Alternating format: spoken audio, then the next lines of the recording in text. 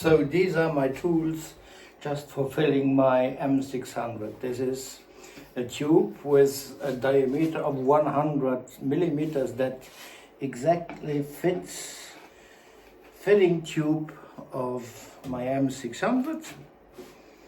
Bought it in a general store, and then I developed this. This is what I call the pusher, which helps me to push the clay inside this tube and to take out the bubbles. Normally I take my clay that I do myself, or I buy prepared clay that I just put into my tube.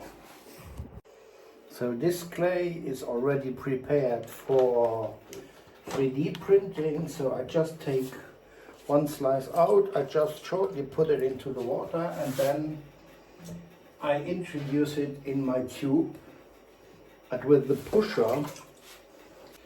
So here comes the last part. I have here now my tube with the sheet that I used to assure that the beginning was very even and without bubbles. Then I take my cylinder, which, as I already said, fits the tube, and then I push out clay in. Sometimes I make several holes